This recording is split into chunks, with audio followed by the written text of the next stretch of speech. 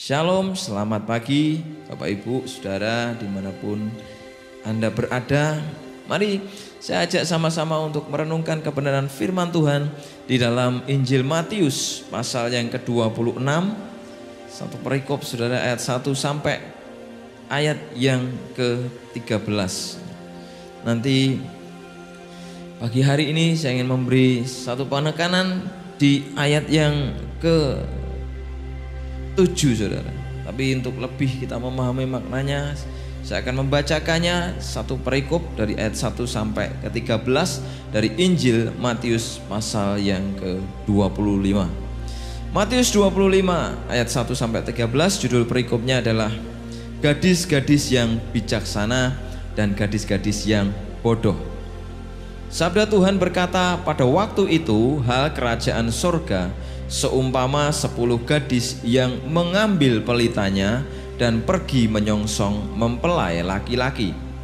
5 di antaranya bodoh dan 5 bijaksana. Gadis-gadis yang bodoh itu membawa pelitanya tetapi tidak membawa minyak. Sedangkan gadis-gadis yang bijaksana itu membawa pelitanya dan juga minyak dalam buli-buli mereka. Tetapi karena mempelai itu lama tidak datang-datang juga, mengantuklah mereka semua lalu tertidur. Waktu tengah malam terdengarlah suara orang berseru, "Mempelai datang, songsonglah dia." Gadis-gadis itu pun segera bangun semuanya lalu membereskan pelita mereka. Gadis-gadis yang bodoh berkata kepada gadis-gadis yang bijaksana, "Berikanlah kami sedikit dari minyakmu itu, sebab pelita kami hampir padam." Tetapi jawab gadis-gadis yang bijaksana itu, "Tidak, kami nanti tidak cukup untuk kami dan untuk kamu. Lebih baik kamu pergi kepada penjual minyak dan beli di situ." Akan tetapi waktu mereka sedang pergi untuk membelinya, datanglah mempelai itu dan mereka yang telah siap sedia masuk bersama-sama dengan dia ke ruang perjamuan kawin. Lalu pintu ditutup. Kemudian datang juga gadis-gadis yang lain itu dan berkata, "Tuan, Tuan, bukakanlah kami pintu." Tetapi ia menjawab, "Aku berkata kepadamu, sesungguhnya aku tidak mengenal kamu. Karena itu berjaga-jagalah, sebab kamu tidak tahu akan hari maupun akan saatnya." Saudaraku yang dikasihi Tuhan, firman Tuhan ini adalah satu bagian dari akhir khotbah atau pesan Tuhan di dalam perjalanan hidupnya selama menjadi manusia. Dan salah satu bagian akhir Tuhan membicarakan tentang akhir zaman. Tuhan memberitakan bagaimana peristiwa beliau akan datang lagi dan bagaimana tanda-tandanya, dan juga sekaligus memberikan cara bagaimana ketika dia datang dan orang-orang yang menjadi percaya ataupun orang-orang yang hari ini mungkin belum mengenal Tuhan, akhirnya mereka akan menjadi orang-orang yang akan masuk ke dalam kemuliaannya, diangkat bersama-sama Tuhan dalam kerajaan surga. Nah, Tuhan tidak yang namanya kekurangan hal, saudara, untuk mempersiapkan hidup kita sebenarnya. Firman Tuhan ini adalah hukum dari Tuhan sendiri, dan hukum itu begitu sempurna, saudara. Kalau kita mau membaca dan merenungkannya, maka banyak hal yang akan kita dapatkan. Bahkan saudara, dari catatan Injil Matius yang dituliskan bagi kita semua, Tuhan bahkan sudah mempersiapkan agar suatu hari rencananya yang besar, yaitu memberikan tempat terbaik, memberikan rencana yang jauh lebih baik bagi kita semua, akan benar-benar akan digenapi Tuhan. Oleh karena itu Tuhan juga memberikan caranya kepada kita, karena Tuhan kita mengasihi dan Dia tahu segala-galanya. Dia tahu tantangan akhir zaman makin berat, krisis makin hebat, beban makin menghimpit umat manusia. Tuhan tahu, tetapi Tuhan itu luar biasa. Dia beri caranya agar kita semua menuai janji-janji Tuhan, bahkan janji Tuhan di dalam kekekalan. Ajaib, saudara, ini bagi saya ajaib Kalau kita memandang firman Tuhan ajaib, maka kita akan mengalami keajaiban Tuhan. Kalau kita memandang firman Tuhan yang sekedar dalam pikiran, dalam dunia natural atau sains, ilmu pengetahuan atau filsafat, maka firman Tuhan tidak akan bekerja secara supranatural, hanya bekerja di alam natural sebatas yang kita percayai. Karena firman Tuhan supranatural tetapi juga natural, maka kedua-duanya pun harus kita percayai, dan kita akan alami hal yang luar biasa bersama Tuhan kita yang setia dan sanggup menolong keadaan kita. Nah, kekasih Tuhan, Tuhan ingin kita di akhir-akhir zaman ini kita menjadi orang-orang yang bijaksana, anak-anak Tuhan yang setia, anak-anak Tuhan yang tahu bagaimana mengelola apa yang Tuhan percayakan di dalam kehidupan kita. Jangan melihat apa yang dipercayakan Tuhan hari ini kecil atau besar, atau middle atau menengah, saudara. Bukan itu urusannya, tapi urusan Tuhan.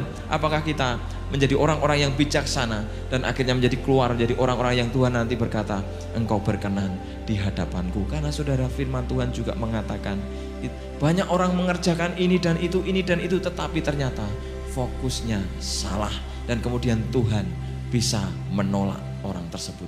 Maka mari kita belajar siang hari ini bagaimana gadis-gadis bijaksana itu akhirnya mengalami pesta yang luar biasa, pesta yang penuh hal yang dahsyat, yang luar biasa, yang dialami hanya oleh 5 gadis bijaksana, tetapi 5 gadis yang bodoh ketinggalan kereta dan akhirnya mereka malu dan tertolak selama-lamanya. Saudara, ini satu gambaran, saudara. Mari kita bersiap, ya. Ada 2 kelompok orang, model orang. Yang pertama dikatakan bijaksana. Orang itu juga dikatakan yang kedua adalah kelompok orang yang bodoh.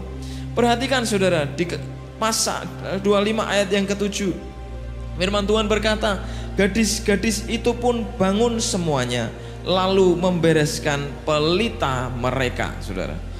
Kedua kelompok gadis-gadis atau orang ini, orang yang sama sebenarnya, ya. Mereka sama-sama punya pelita. Mereka sama-sama punya apa, saudara? Kalau Bapak Ibu renungkan, baca ulang-ulang, maka saudara akan ketemu. Mereka sama-sama punya modal atau uang untuk membeli minyak cadangan. Tapi yang luar biasa, saudara, 5 gadis bijaksana membeli minyak cadangan, ya. Modal mereka habiskan untuk membeli minyak cadangan untuk bersiap-siap untuk bersama dengan mempelai laki-laki. Sedangkan 5 gadis bodoh, uang mereka tabung, mereka celengi, saudara. Dan akhirnya ketika mempelai hampir datang, mereka pergi ke penjual minyak dan tetap bisa beli minyak, beli minyak, tetapi terlambat. Hidup ini kesempatan, demikian terus disampaikan hambanya Bapak Gembala kita, saudara. Kesempatan, dan itu kesempatan. Kita pandang kesempatan, sekalipun hari ini banyak kesempitan. Banyak yang ingin menghimpit hidup kita, menghancurkan hidup kita dengan tekanan-tekanan kehidupan. Tapi kalau kita memandang, berserah kepada Tuhan, kita akan melihat banyak kesempatan. Dan kita dimampukan menjadi orang bijaksana yang akhirnya akan bertemu dengan Tuhan, mengalami pesta Tuhan yang ajaib. Yang pertama, saudara, yang dapat saya bagikan, mari kita belajar untuk bangkit. Ya, tema Natal tahun ini, ya, di gereja kita, bangkitlah dan menjadi terang, jadilah berkat, jadilah terang. Bahkan tema sepanjang tahun depan sudah di-share, saudara, oleh Bapak Gembala, bangkit dan menjadi terang. Mari kita menjadi orang-orang anak-anak Tuhan yang bangkit. Kata bangkit dari kata egeiro, yang dari bahasa Yunani artinya yang pertama bangun, saudara, atau bangkit. Ya, gadis-gadis bijaksana itu bangun. Tapi lihat, saudara, di ayat yang sama, di ayat yang ke-7 dikatakan gadis-gadis yang bodoh pun bangun, dan juga mereka sama-sama bangun ternyata. Ya. Artinya kata bangkit atau egeiro ini, ya saudara, artinya bangkit mulai melangkah. Ya. Ada satu gambaran yang baik di zaman itu dari literatur yang saya baca menjelaskan bahwa pada zaman Tuhan Yesus menjadi manusia, sebuah pernikahan, saudara, berbeda dengan pernikahan zaman ini. Zaman ini sudah ada jam, ya, waktu yang begitu detail. Orang nggak usah melihat kemana-mana, di tangan kita di HP udah ada jam, nggak usah bergerak kemana-mana, ada jam. Zaman dulu sangat terbatas untuk melihat waktu, saudara. Oleh karena itu, ketika ada sebuah pesta pernikahan, maka biasanya akan disiapkan pengiring mempelai wanita. Ya. Ada yang mengatakan jumlahnya kira-kira bisa 10, ya, pengiring. Untuk apa tujuannya, saudara? Menyambut mempelai laki-laki, saudara. Di tengah-tengah perjalanan menuju rumah mempelai perempuan.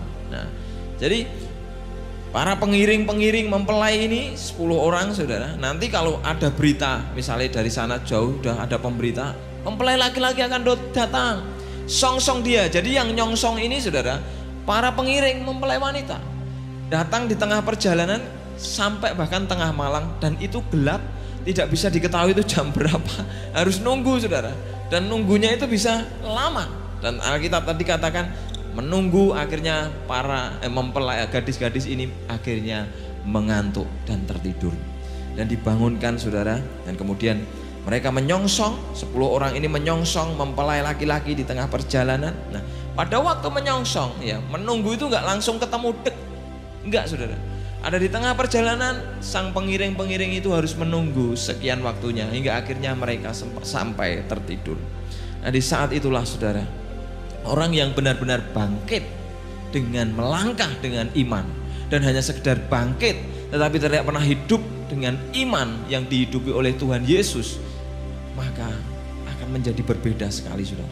Saya percaya kita semua yang hari dengan firman Tuhan, kita akan dimampukan Tuhan untuk belajar melangkah, bangkit, melangkah dengan iman, seperti iman Yesus waktu hidup di dunia, seperti iman para rasul yang pernah melayani Tuhan, seperti iman hamba-hamba Tuhan yang mengalami perkara-perkara yang luar biasa bersama dengan Tuhan.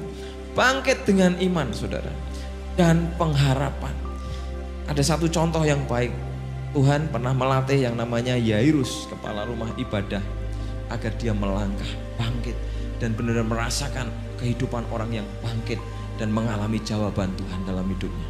Hari itu Yairus, saudara, punya kerinduan anaknya yang sakit, disembuhkan Tuhan. Bahkan anaknya sudah sekarat, hampir meninggal. Tengah perjalanan dia menjemput Tuhan, saudara. Dia bertemu Tuhan dan kemudian dia berjalan menuju rumahnya. Di tengah-tengah menuju rumahnya, saudara, kemudian bertemu Tuhan dan rombongan Tuhan, bertemu dengan yang namanya wanita yang sakit 12 tahun pendarahan di tengah jalan. Banyak orang yang mengerumuni, saudara. Waktu bagi Yairus begitu penting. Karena apa? Anaknya sekarat. Secara manusia Yairus berpikir, ini telat sedikit, pasti anakku mati. Telat sedikit, anakku mati. Secara logika manusia, secara natural, saudara, itu terjadi. Ya.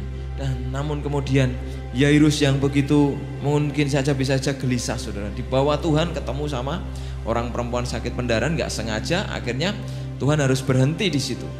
Dan saudara, akhirnya Tuhan menyembuhkan penyakit orang yang 12 tahun sakit pendarahan dengan mujizat yang luar biasa, ya.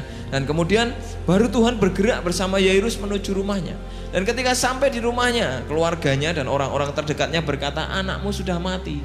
Ngapain? Kamu sudah terlambat. Ya. Terlambat. Dalam hati Yairus mungkin berkata, Tuhan, sudah terlambat. Seakan-akan dalam kehidupan kita, ketika kita menunggu jawaban Tuhan, dan jawaban Tuhan itu sampai belum kita dapatkan, itu sampai mepet ke batas akhir dari permasalahan hidup kita, kita seringkali berteriak sama Tuhan, Tuhan, ini terlambat. Tuhan, ini sudah hampir di ujung tanduk. Tetapi saya mau katakan, saudara, firman Tuhan dari Tuhan, Tuhan mau berkata, tidak ada terlambat bagi Tuhan. Kita selalu mengukur dari natural, dari ukuran jam manusia, waktu manusia. Tuhan punya waktu yang namanya kairos. Tuhan punya waktu yang namanya terlambat, itu tidak ada bagi Tuhan. Karena waktu Tuhan, pengetahuan Tuhan tidak terbatas. Dan manusia begitu terbatas untuk melihat kemungkinan-kemungkinan. Karena natural. Kalau kita mau belajar ke alam, melangkah ke alam supranatural, kita harus melihat cara kerja Tuhan, saudara. Dan akhirnya sekalipun hati Yairus sempat kecil dan ciut, sudah terlambat Tuhan. Tapi Tuhan itu Tuhan yang baik, saudara. Tuhan gak pernah berkata sama Yairus dan marah-marah sama Yairus, tapi Tuhan merangkul Yairus, ayo ikut masuk ke dalam rumah.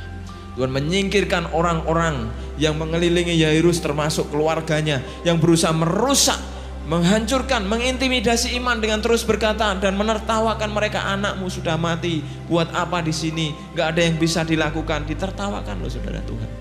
Orang yang dulu, yang awalnya pernah memuji-muji Tuhan dengan sekejap, ya, orang itu menolak Tuhan. Orang itu melecehkan Tuhan. Orang itu meremehkan Tuhan. Saudara, kalau kita mau jadi orang Kristen yang benar, kalau kita mau bangkit, saudara, jangan lecehkan Tuhan, jangan rendahkan Tuhan, jangan yang tidak percaya sama Tuhan. Tetaplah percaya sekalipun kesempitan ini menghimpit hidup kita. Sampai bahkan maut sudah hampir menjemput kita. Tetap percaya. Dan itulah dasar kita bergerak untuk bangkit menjadi berkat. Di batas limit itu saudara, saya sering kali mengalami banyak hal dan Tuhan menolong kehidupan saya pribadi. Dan hamba-hamba Tuhan yang menjadi teladan bagi saya itu sangat penting. Kalau saya mencontoh orang, saudara, yang saya contoh di saat hidupnya yang sulit, saudara, enggak hidup yang mudah-mudah, yang sulit. Ketika Pak Gembala cerita yang sulit, wah Tuhan, saya ingin mengalami. Wah, kok enggak dikirim, jadi deg-degan saudara kan. Tapi saya ingin mengalami, kalau enggak dengan cara itu saya tidak akan pernah memahami hal yang supranatural ini kayak apa, saudara. Mari saudara, bangkit untuk alami level yang lebih baik.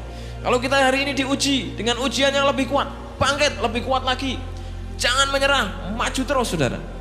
Bangkit dengan iman, Tuhan tidak meninggalkan saudara dan saya. Tuhan ada di pihak kita.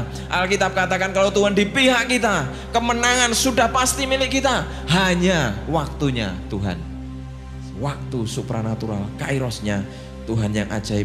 Saudara, akhirnya Yairus mengalami di kamar itu melihat anaknya yang sudah mati bersama 3 murid Tuhan yang lain dan dibangkitkan, saudara.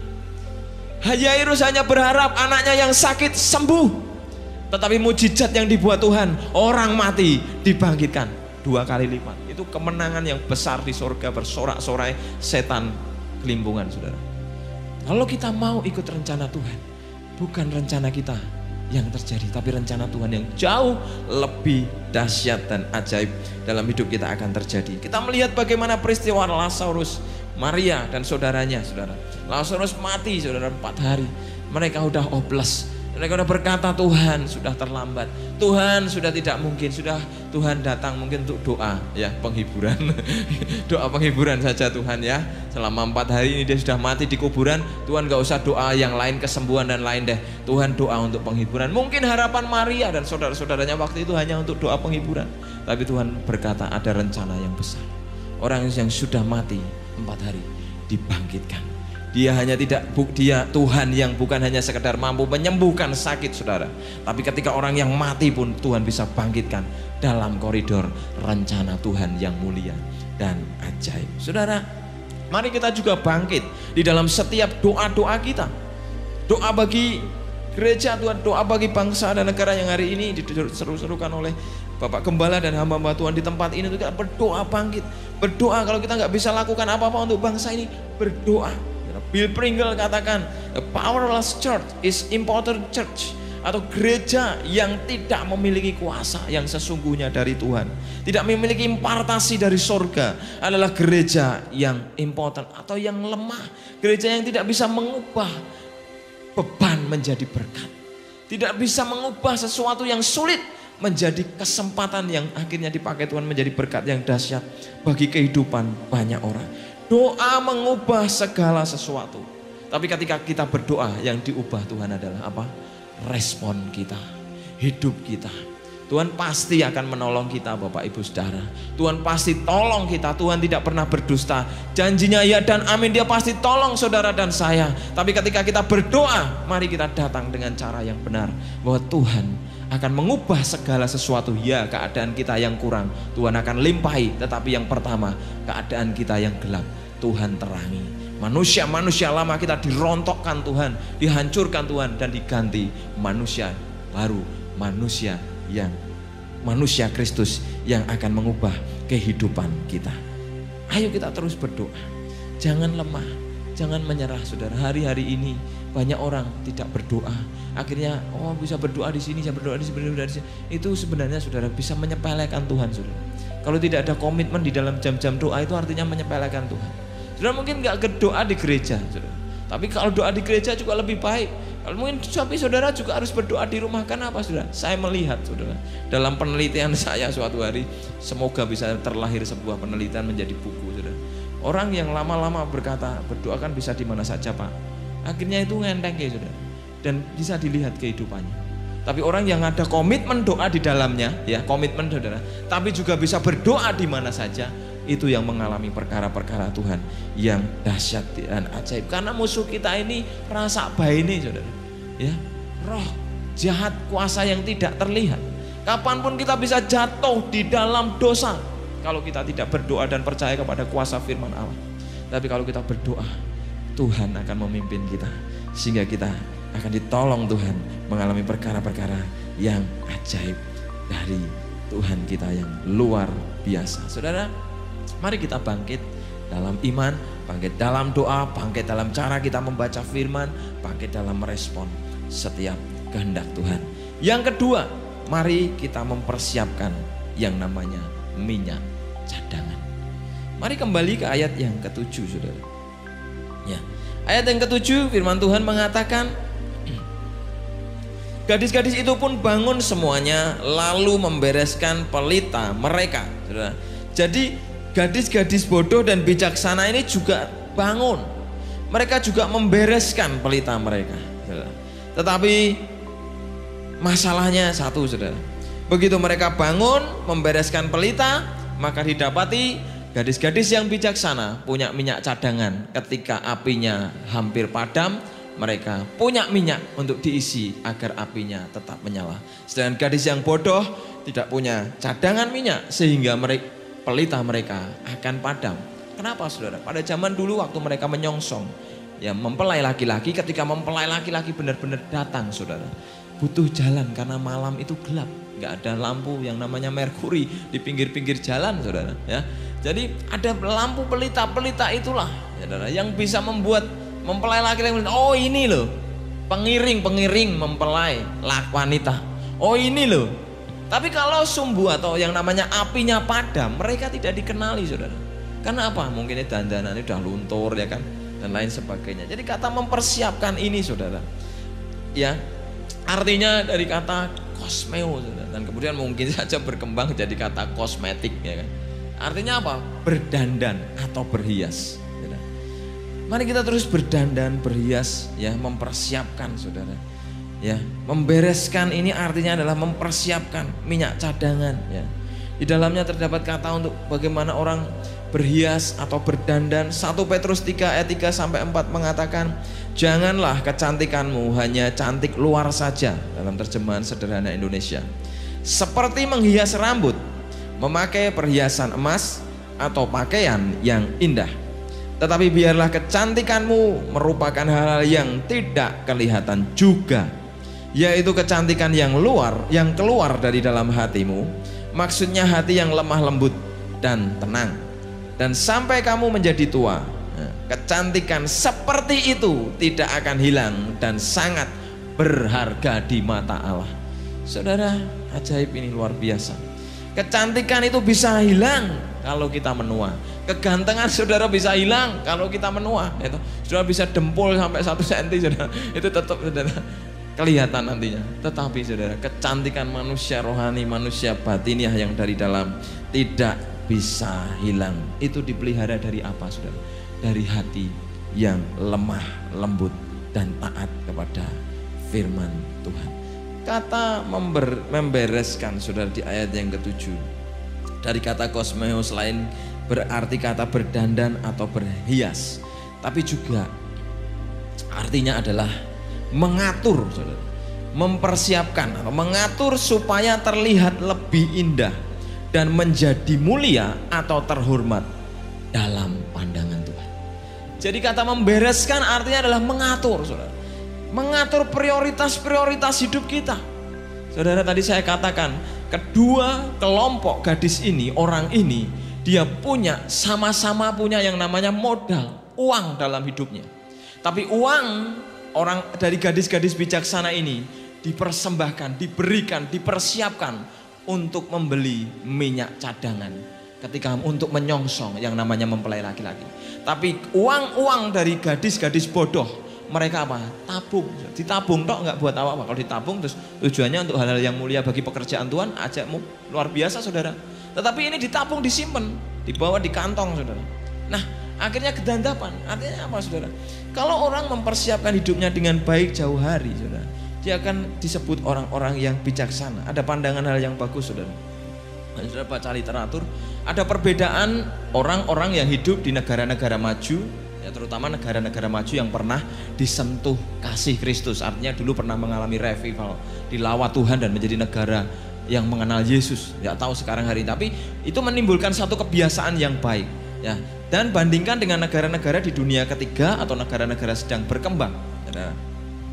Nah, saudara, orang-orang di negara maju, saudara, mereka bekerja, saudara. Mereka punya tujuan untuk bekerja. Mereka bekerja untuk menikmati hasilnya.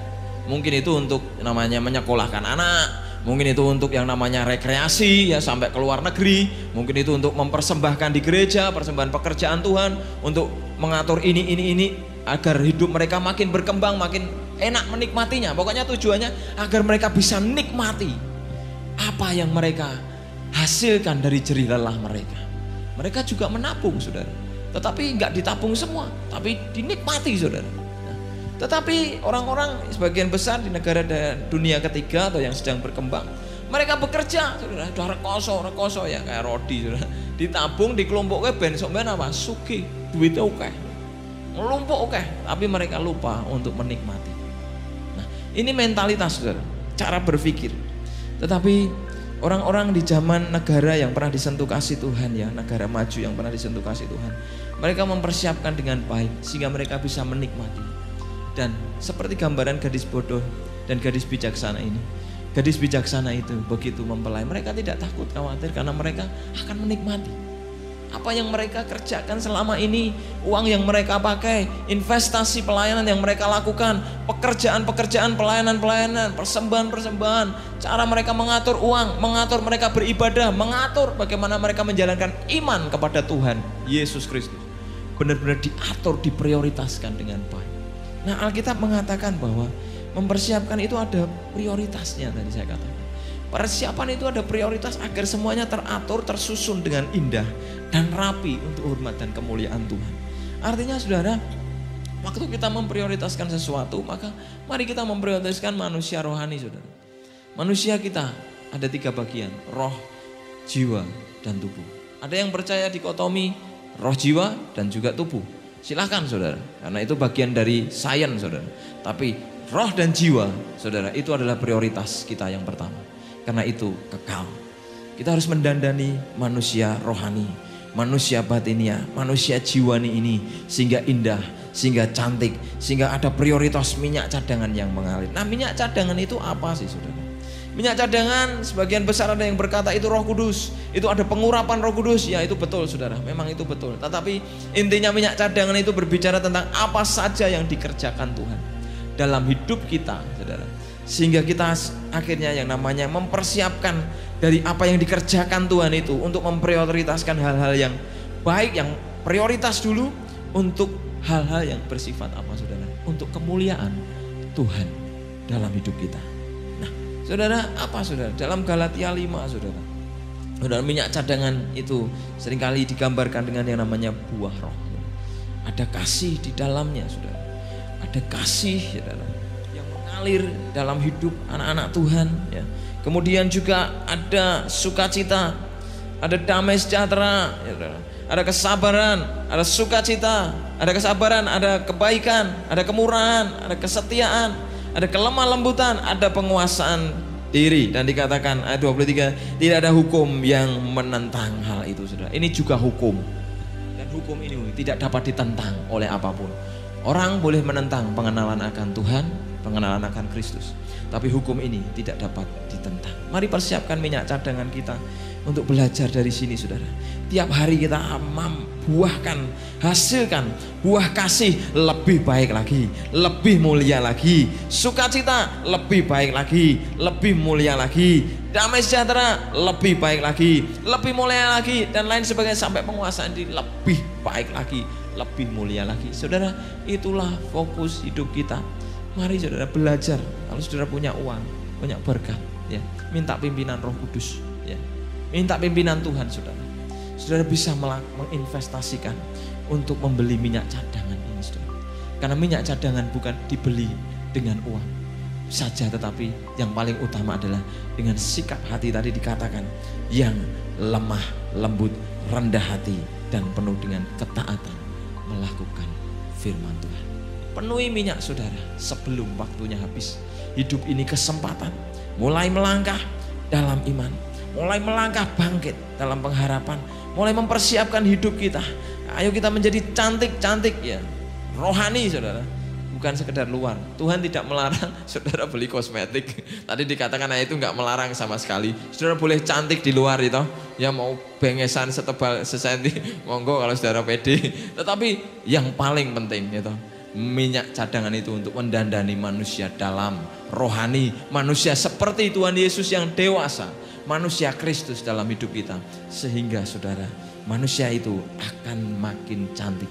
Manusia duniawi atau manusia fisik yang kita dandani dengan kosmetik ya toh, mungkin dengan alat-alat kecantikan dan lain sebagainya, akan menua pada waktunya dan akan habis pada waktunya ketika kita mujur ngalor saudara. Tetapi manusia rohani akan cantik, bahkan walaupun kita tua, mungkin diberi Tuhan umur 90 tahun, tetapi itu akan cantik, glowing, karena ada Tuhan bekerja ajaib di sana.